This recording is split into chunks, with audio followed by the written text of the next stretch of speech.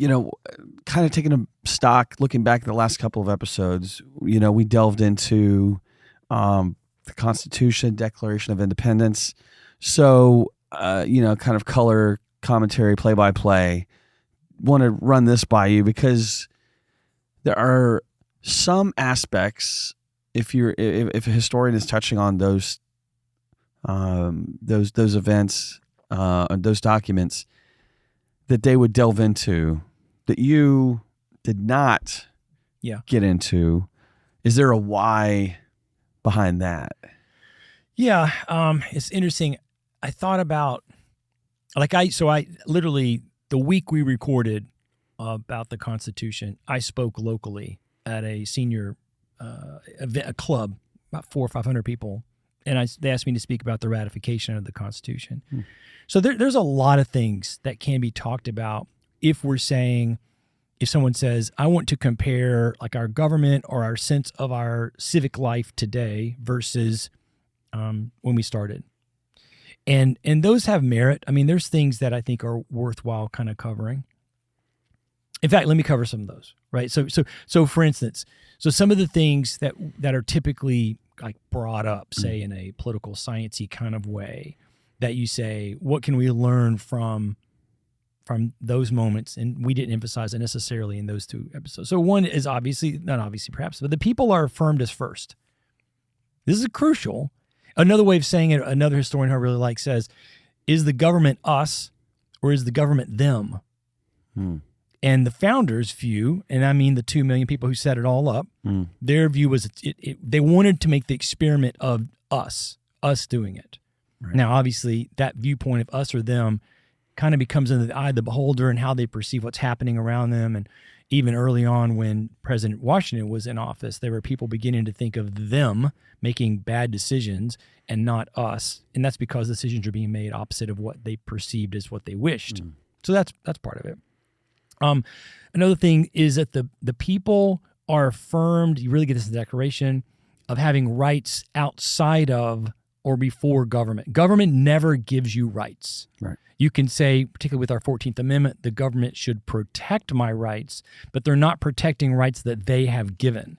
They're protecting rights that, back to Jefferson, who's leaning into Locke, that come from God. Right. Or as Jefferson said, the Creator, nature's God, right? So that's a key part. That power of the central government is very limited. And they had a deep concern about what would happen with an executive branch. And now remember, when we moved from the Articles of Confederation, which we talked about in the 1776 episode, to the Constitution, one of the controversial things was that Madison, Hamilton, and the guys doing the Constitution wanted there to be more power in the central government. And they did. As I usually, when I'm teaching this, I talk about it being a move toward Thomas Hobbes, because Hobbes believes the only way to have a social contract that provides flourishing is with, we would use the phrase, a dictatorial level of power in the central government. Madison and those guys weren't saying that, but they were moving away from Locke, which is why their opponents like Sam Adams and Hancock, they disagreed and they didn't like it. And the Constitution, as we looked, barely passed, right? But so even in the Constitution, the power of the nation is limited. Then another aspect, which we've certainly lost this in our day, and again, all these things, somebody could say, well, we don't do that today, which I'll get to in a second, is that power is divided. And it even needs to be at odds. So the founders at one level, if you ask them, and they didn't have political parties when we started, but using our political parties, if you said, do you want one of the political parties to control all three branches, president, House, Senate, and that's a thing there about the divided, many of them, include specifically John Adams, perceived that Congress was not to be a holistic group of buddies working together, but two houses that were often at odds with each other. And they divided who had what. And that's a place where our Congress for at least 100 years has really dropped the ball, and they don't really do those things that the Constitution says they and they alone should do, right?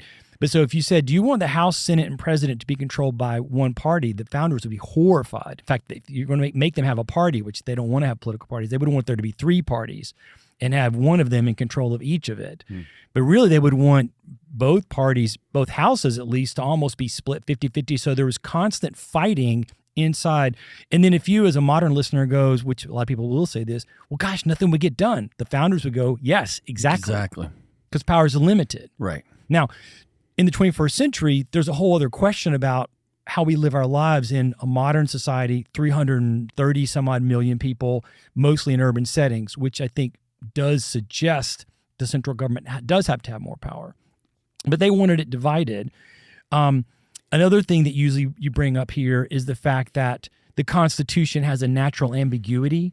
So if you hear people saying originalist, original language, no offense to those people, but you're typically not making stuff up, but you're talking about trying to have a definition of something that you cannot possibly know because that was 250 years ago.